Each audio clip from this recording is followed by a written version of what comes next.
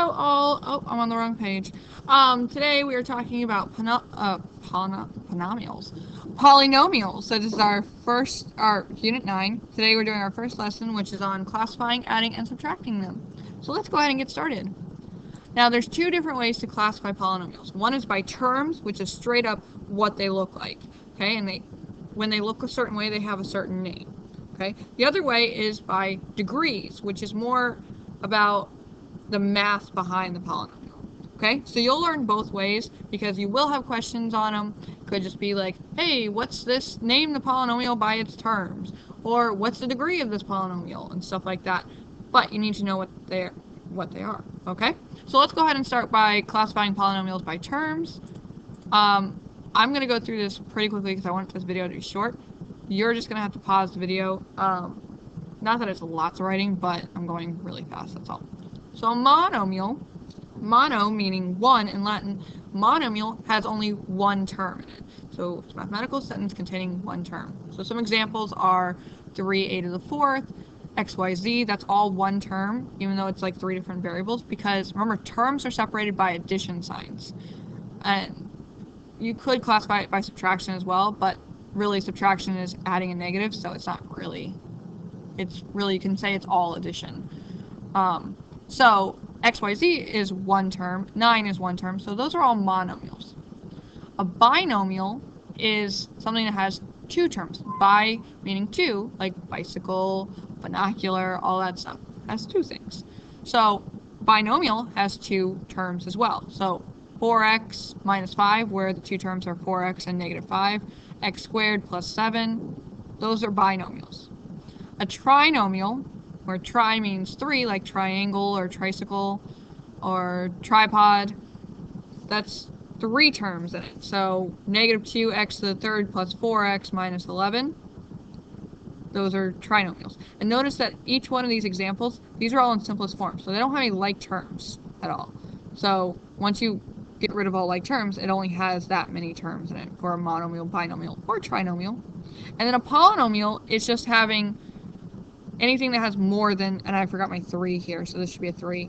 Anything that has more than 3 terms. So y to the third minus 4y squared plus 8y minus 15. Not bad. Okay? Let's go into some definitions. Remember, if I'm going too fast, pause the video. A degree of a monomial, a single term, is just the sum of the exponents on the variables in that term. So, an example, here's a monomial. It's all one term, but we've got a couple of exponents here. So if we add these exponents together, it doesn't matter if they have the same variable or not. 5 plus 2 would give me 7. That means the degree of the entire term is 7. Okay? It's just the addition of all the exponents on variables.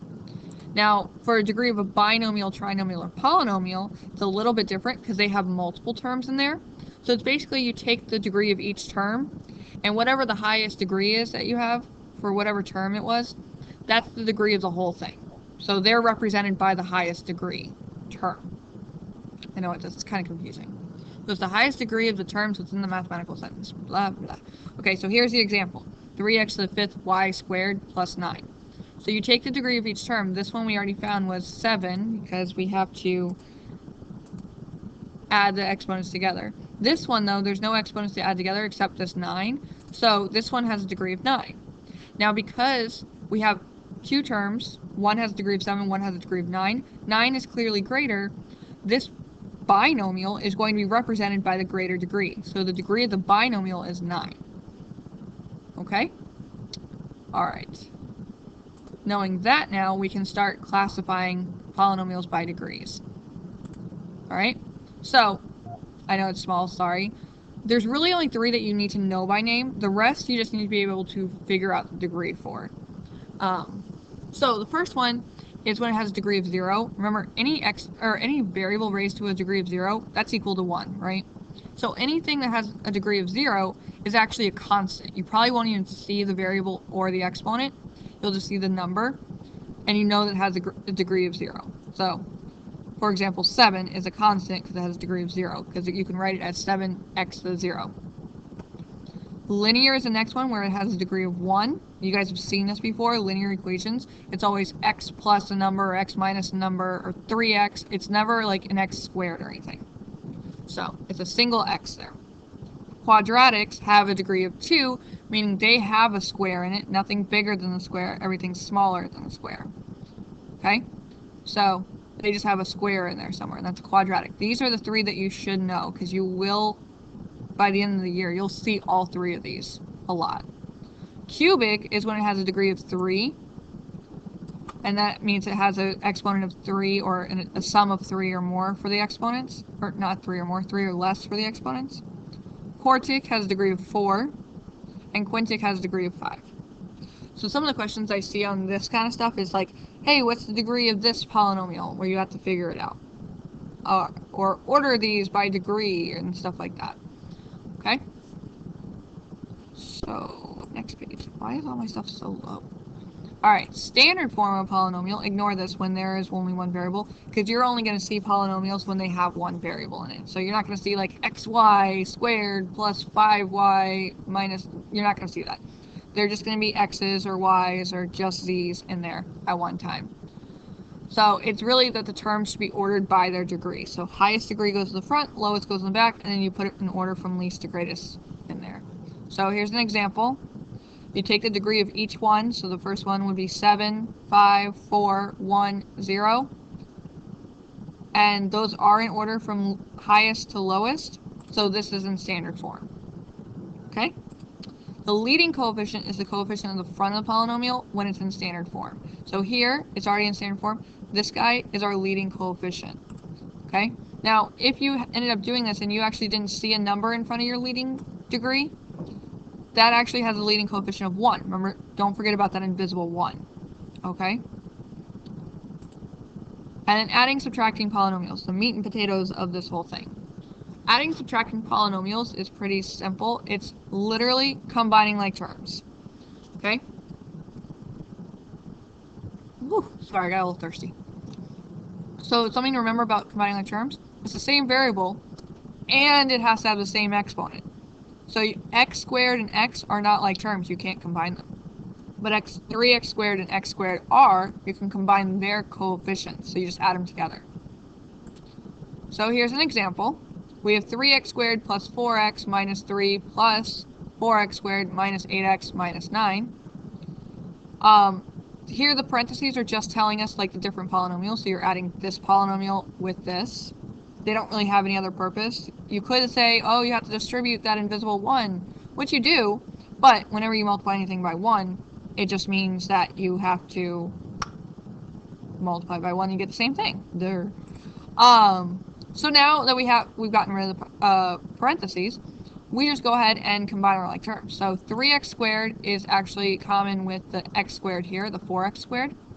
4x is the same as negative 8x, because they have the same variable and exponent. And then negative 3 and negative 9 are combined together. So we just go ahead and add them. 3x squared plus 4x squared is 7x squared. 4x minus 8x is negative 4x. And negative 3 minus 9 gives me negative 12. Make sure you put your answers in standard form. So by degree, this guy has a degree of 2, 1, and 0. It's already in standard form. So there we go. Okay? Subtraction is very, very similar, but you have to be careful. Because of subtraction, you do need to pay attention to that negative 1, because now you're distributing a negative 1 to everything behind. So you must distribute this. Okay? Knowing that, go ahead and try this problem on your own. Make sure your answer's in standard form. When you come back, I will have the answer for you. Okay? See you soon. Okay, so we distribute this negative. That's going to create a positive 5r. Oh, before I totally forgot. Oh, crud. Sorry, this should be a 3 on yours. If you did it squared... Oh, sorry. If you did it squared, sorry, I forgot to say it before. This should be a 3 on yours. I accidentally typed it wrong on your homework. Okay? Knowing that, change your answer. If that was the only issue with your answer, just change as we go. So this will become a positive 5r cubed. This will become a negative r. This will become a negative 8.